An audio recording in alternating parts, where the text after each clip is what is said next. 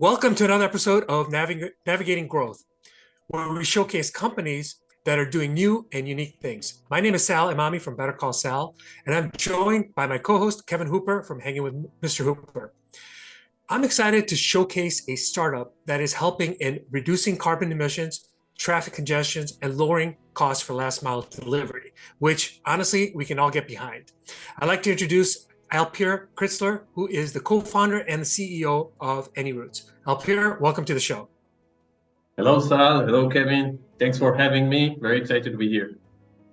So Alpier, first of all, where are you coming to us from today? Where are you sitting today? Yeah, so today I'm sitting here in Tel Aviv in our offices, located in Tel Aviv. We are an Israeli-based company, and we have another offices in Boston, Massachusetts. If you could start out by just telling us a little bit about what AnyRoutes does and a little bit about maybe the origin story of how you came up with the idea. Sure. Actually, it's a funny story, but I'll start I'll kick off with what AnyRoutes does. So first of all, AnyRoutes is an intelligent platform that allows SMBs and distributors to collaborate efficiently and enjoy great benefits both for the business and the environment. So if I'll take an example, a really example, think about a situation where you see a lot of trucks driving the same direction. If we'll take an example, New York, so companies that driving from New Jersey into Manhattan. At the same time, what you see, you're asking yourself about the overlapping deliveries and how we can reduce the number of trucks driving the same direction.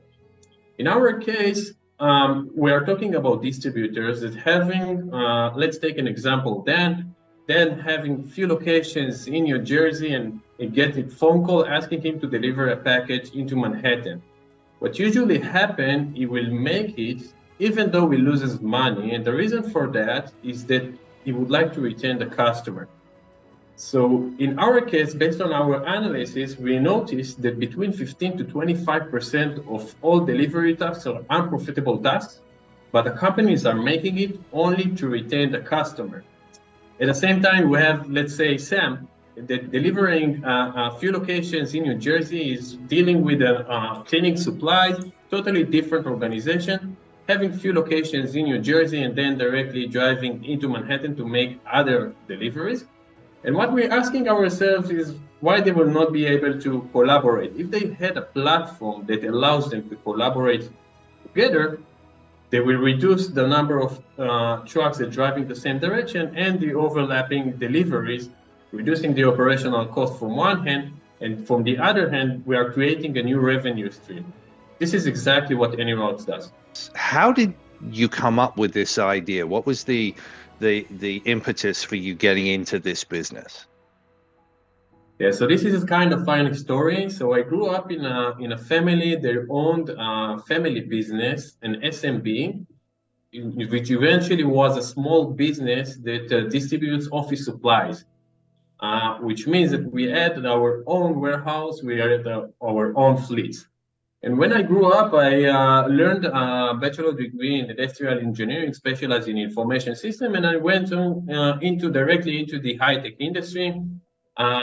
Eventually, somehow it attracted me to software for the supply chain industry. And I worked for a few years in those companies. Eventually, I left the high-tech industry and I helped to my father and became the owner of this company. And one of the stories that I really remember is the situation that I were very upset about the situation, because from one hand, I know that we are selling, but from the other hand, the operational costs are very high. So as every business does, we optimized our inventory, we optimized our route management, we optimized all the procedures within the organization. But eventually, let's say we had some glass ceiling, okay? The place that we were not able to do the additional crossing in order to make more profit. One of the things that I understood that we are very limited with our capacity to provide a service level, a great service level to our customers as a small business. And what we're trying to do is to create some kind of collaboration between other organizations. So we knew that someone is driving from our city into Tel Aviv. We asked him, okay, you're already driving there, so why you will not take my package and drive there, and I will pay you money because we are using only based on existing resources. And I think that this is the kind of source that we have, that we are not creating a new resources in AnyRoutes. What we are using only based on existing resources. So the additional effort is based on the additional effort that the executor does, just the additional effort on his original route. Okay, so in that case, from one hand, I already, if I will be the executor or the carrier, I'm already driving there. So what should I care to create for myself a new revenue stream? And from the other side, if someone else is doing it for me, so I will be able to reduce my operational costs at least by 70%. And this is something that we were very succeed of, and I saw, and it was in my back of my mind. Eventually, 2 or 3 years later on, I created AnyRoutes. Let's hone in, if we could, into those 2 or 3 years. And so let me, if I may. So you've got 2 business models. You've got, and I'm just going to use. I know it could be more than just a truck. It could be a boat. It could be a plane. But you've got someone who's got excess capacity in terms of what they're delivering. They're going from one place to another. Their vehicle isn't quite full. So they are incurring incremental costs because they're not maximizing. You've got other people who need to get something from point A to point B, and you're connecting the two together, as I understand it. How did you get from having that idea to where you are today? Talk us through the steps that you went through, because I gotta believe it's getting people together, it's communicating the idea, it's potentially putting together some technology, and then frankly, it's getting it off the ground and trying to find the people to connect. Tell us how that happened over the last couple of 3 years. Once I had the idea, so we're trying to make something to understand if people would like to collaborate with each other. So as I mentioned today, it's very obvious that people would like to collaborate because we have some kind of Airbnb, you have something like Uber. 10 years ago, I asked you to drive with someone in his own car, which is not a taxi driver. There is no any way that you will be able to make something like that because you say, okay, I don't have the trust to drive with someone else. But today, you cannot think something else than driving with an Uber driver. Okay, or in the same as Airbnb. And in our case, we are talking about very tough market, which means that people are very conservative about their thoughts. And now we're trying to make some change within the idea. So we know that are focusing on how we can shift their mind from, okay, I would like to make sure that it's only within the organization and I would trust only my organization, to create some kind of an ecosystem to create the largest private fleet available for sharing deliveries. Okay, so we already have shared mobility, so why will not have a shared deliveries? And we started with that just to understand it in Israel. We created a landing page, people just to register and see if people are sending in applications to join to the collaboration. And then what we made, we just created a phone calls, okay? Without technology, without nothing, we just creating some phone calls. Hey, you have unprofitable task? If so, let me know. Hey, you are driving from point A to point B, let me know. And we just created some communication between them and let them to collaborate together.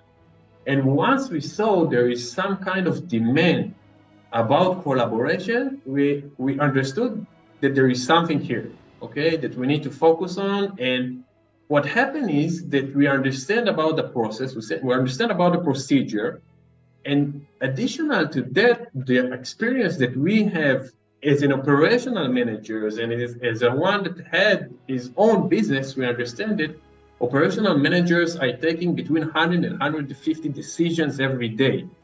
And I need to ask myself, what the operational manager needs okay, in order to decide, yeah, I would like to collaborate, or the other alternative, no, I don't want to collaborate in this situation. So there is a lot of constraints, a lot of considerations to take into, and instead of operational manager that need to take this into considerations, we are bringing the technology to support such a cases. Okay, so our algorithm is eventually behind the scenes taking all the considerations into the algorithm, and only if it answers all of the constraints, we are actively recommending to collaborate. Okay, so in that case, this is what we decide, and we understand that the technology will be able to create a big advance instead of just creating some kind of broker that calling and communicate between different organizations. So here, let's switch gears a little. So when it comes down to businesses, I'm a proponent of partnerships. I think businesses can do it on their own, but it's a lot easier if you have partners. So when it comes to partners, what type of partners have you engaged with? Yeah, so one of the things that if you ask me about the challenge, about how to penetrate to the market, we understand there is a situation of how to create some trust between us to the customers. And we understand that if we will knock door by door, it will be a bit tough. So we created some kind of partnerships, and we understood, first of all, which kind of suppliers those our clients using. Okay, so we know that they are using an ERP systems. We know that they are using a route management systems. So we're creating some kind of partnerships with them.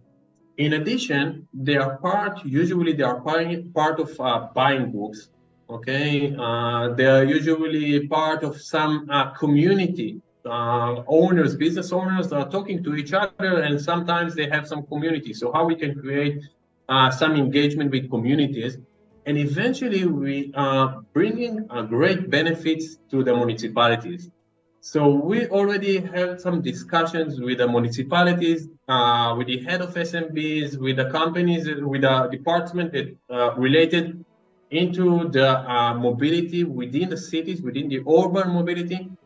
And all of those partners eventually creating a warm introductions into those companies. Sometimes we can create some partnerships. So if we are using ERP systems, sometimes we have an added value both for the ERP system and for us. Now, if you had to start AnyRoutes all over again, what would you do differently?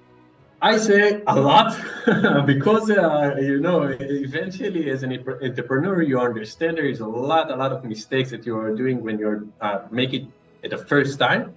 But eventually, if I have one recommendation for people that starting all over again, I think just make it. Just make it. Okay, go to your market, start operating, start creating revenue from the beginning. Even if you are just doing some POC, if you're thinking that you are bringing a value to your customers, make the money first. Okay, so once you are making the money, and then go and seeking for fundraising, seeking for other opportunities, but let's make sure first of all that we are generating revenue to our companies. And this is the best tip that I can give as a first-time entrepreneur. Well, Alper Kritzler, co-founder and CEO of AnyRoutes, thank you very much for your time. Thank you for sharing all of this great information. So for our audience, here's what I'm taking away from this conversation. First of all, like a lot of founders of startups, the idea came from observing a family business and observing how to improve that family business. And out of almost the motivation coming from a frustration to help family members be much more successful. So that's the first thing. Second thing, the notion of a minimal viable product. Start the idea old school. If you listen, it's picking up the phone, it's getting humans to talk to humans about a problem that they have and a solution that they could get mutual benefit from. Then ultimately building from that, minimal viable product, through to technology, this notion of being disruptive by creating this intermediary concept that I like to refer to as the Uberization of business. And then lastly, the great tip, and we get this a lot from founders. If they had to do it again, they'd start charging from day one for everything that they do. Absolutely great. Alpia, thank you so much. Sal Amami from Better Call Sal, great friend of mine. Thanks for your time this morning. This is Kevin Hooper from Hanging with Mr. Hooper. Everybody have a great day. We'll see you soon on the next time. Bye-bye.